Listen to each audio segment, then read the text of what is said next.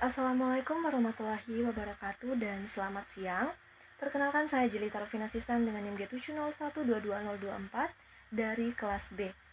Pertama-tama diucapkan terima kasih kepada Bapak Apoteker Rudi Safarudin, SSC M.Pharm Epid, PhD, yang telah mengizinkan kami untuk mempresentasikan tugas proposal farmakoekonomi dan farmakoepidemiologi.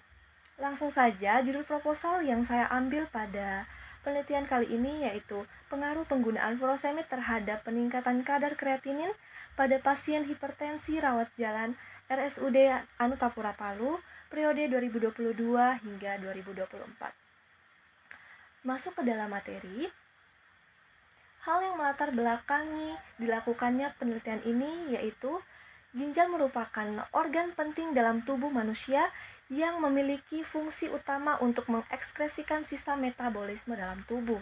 Nah, di mana jika fungsi ginjal terganggu, maka akan menyebabkan kemunduran cepat dan kemampuan ginjal dalam membersihkan darah dan bahan-bahan racun atau sisa metabolisme pun juga terganggu. Badan Kesehatan Dunia atau World Health Organization menyatakan bahwa penyakit gagal ginjal kronis telah menyebabkan kematian pada 850.000 orang setiap tahunnya, dan angka tersebut menunjukkan bahwa penyakit gagal ginjal kronis menduduki peringkat ke-12 tertinggi sebagai penyebab angka kematian di dunia. Nah, pada penelitian ini furosemid memiliki faktor dalam terganggunya fungsi ginjal itu sendiri, di mana terjadi peningkatan kreatinin. Nah, furosemid secara aktif diekskresikan oleh tubulus proksimal ke dalam urin sebelum mencapai tempat kerjanya di cabang ascendens lengkung Henle, dan konsentrasi furosemid dalam urin menentukan efek diuretiknya. Kemudian sekitar 50% dari beban furosemid diekskresikan tidak berubah dalam bentuk urin, dan sisanya di metabolisme menjadi glukuronida di ginjal. Dengan demikian, pasien dengan disfungsi ginjal menunjukkan respon dengan terjadinya peningkatan kreatinin dalam darah. Nah, terdapat beberapa efek samping utama yang terkait dengan penggunaan furosemid itu sendiri. Yang pertama itu hipovolemia, kemudian ketidakseimbangan elektrolit akibat diuresis, hipersensitivitas, dan ototoksisitas. Kemudian ada sebuah meta-analisis yang menyatakan bahwa pemberian furosemid dapat menyebabkan kadar osmolaritas intratubular menjadi tinggi, sehingga menyebabkan gradien konsentrasi pada glomerulus tersebut meningkat. Hal ini menyebabkan laju filtrasi glomerulus menjadi tinggi, sehingga otomatis kadar kreatinin yang terfiltrasi menjadi meningkat. Itulah yang melatar belakangi dilakukannya penelitian ini. Kita lanjut pada tujuan penelitian. Berdasarkan latar belakang yang telah saya sebutkan tadi, maka saya tertarik untuk mengetahui faktor yang mempengaruhi penggunaan furosemid terhadap peningkatan kadar kreatinin pada pasien hipertensi rawat jalan Rumah Sakit Umum Daerah Anutapura Palu. Lanjut kepada metode penelitian.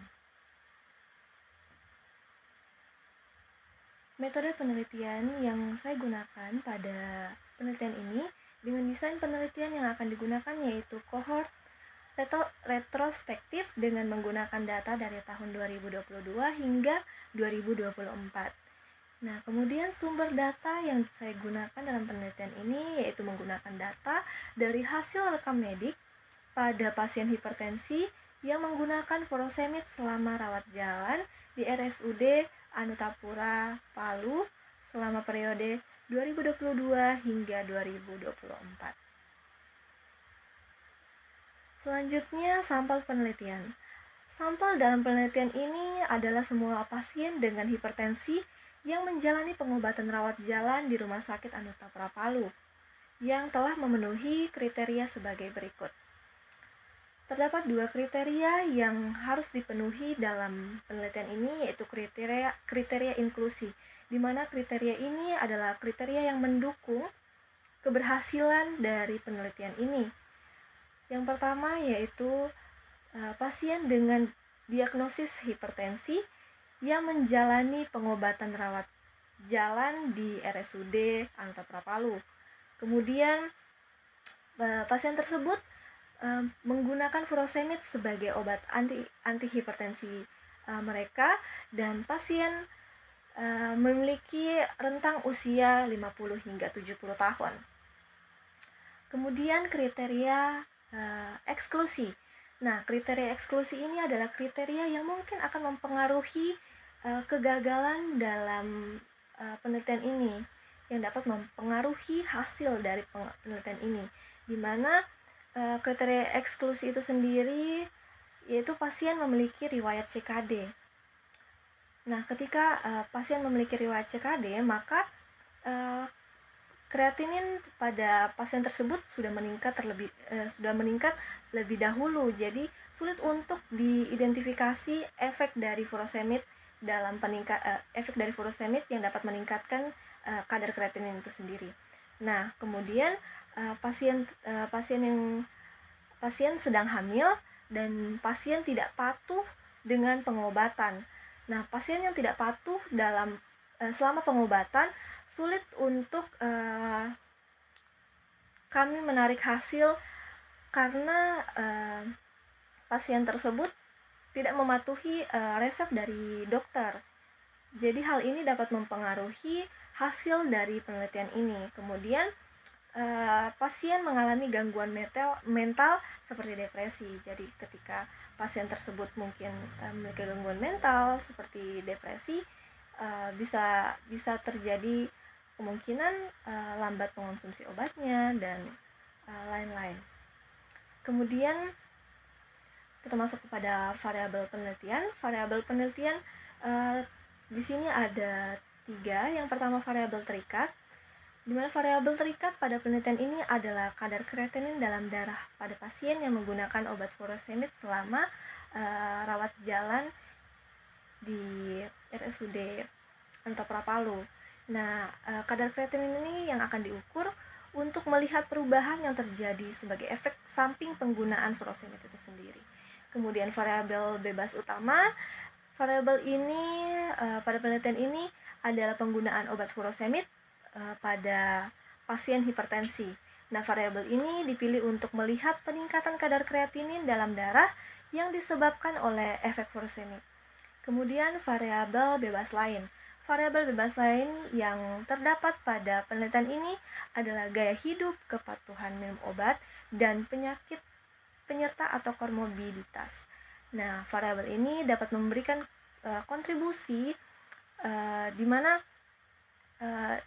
variabel ini dapat membantu kita untuk melihat perubahan kadar kreatinin pada pasien, sehingga hal ini dapat mempengaruhi hasil penelitian. Nah, variabel bebas lain ini merupakan salah satu variabel yang bisa kita perhatikan kembali jika melakukan penelitian. Baik, itu saja presentasi mengenai proposal saya pada saat ini, dan inilah referensi yang saya dapat ambil sebagai pendukung terselesainya proposal saya pada saat ini.